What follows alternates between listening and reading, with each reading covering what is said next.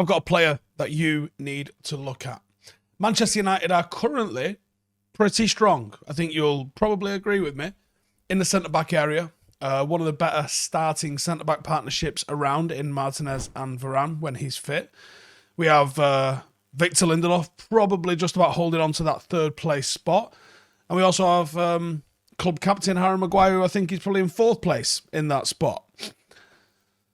At least they're vying for third and fourth between them. Now, it's going to be difficult to keep everyone happy. I imagine Harry Maguire is probably going to want to move himself on in the very, very near future.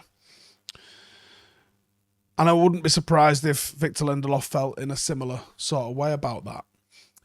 And you never know what's going to happen with Varane's fitness or even his happiness at the club. So you can never stand still. And I know that we've got bigger priorities to be looking at the moment, but I wanted to talk to you about a centre-half. And at the moment, we've seen how good United can be with almost the addition of one very good centre-half in Lisandro Martinez. And I think time's probably closing in for Harry Maguire at Manchester United. And I think there's an absolute beast of an upgrade that United can go out and get for very, very reasonable sort of cash. And that man is Kim Min-jae.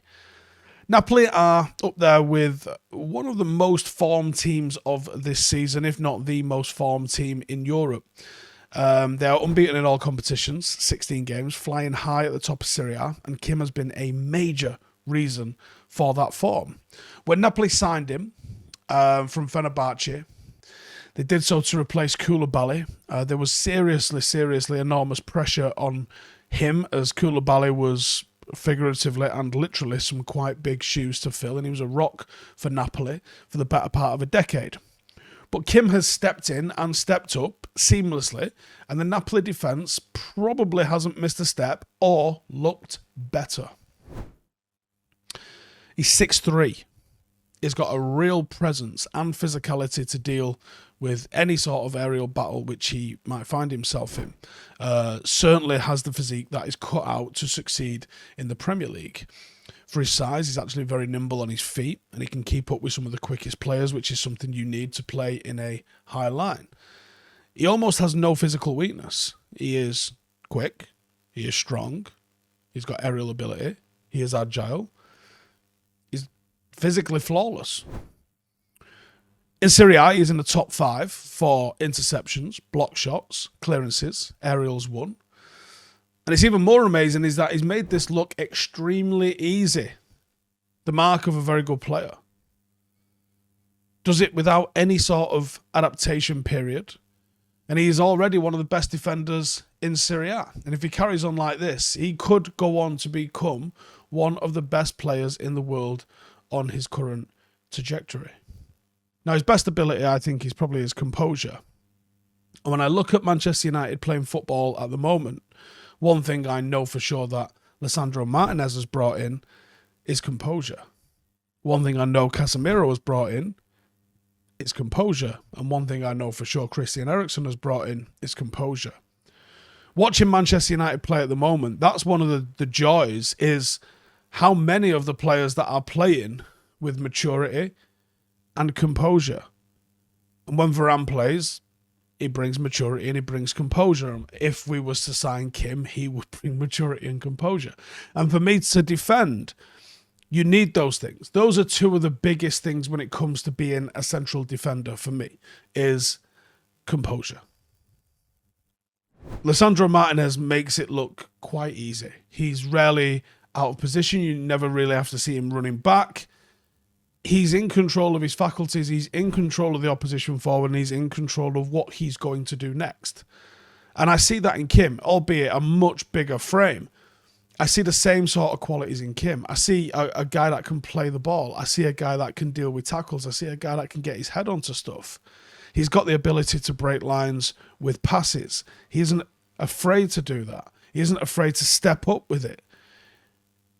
He can turn defence into attack by getting the ball to the feet of the forwards. A trait that the very best centre-halves have got.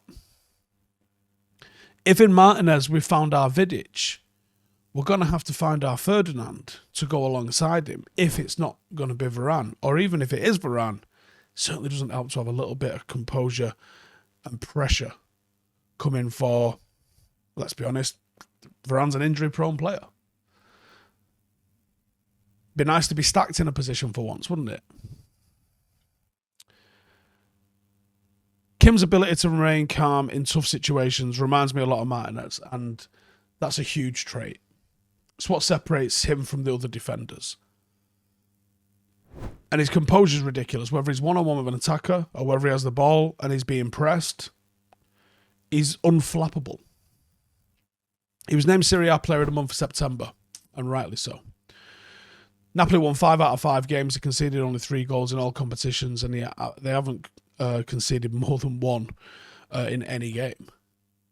Like, if you're not aboard the hype train for Kim Min-jae, you need to buy a ticket, because the hype train is coming, and this guy's going to have a mad following.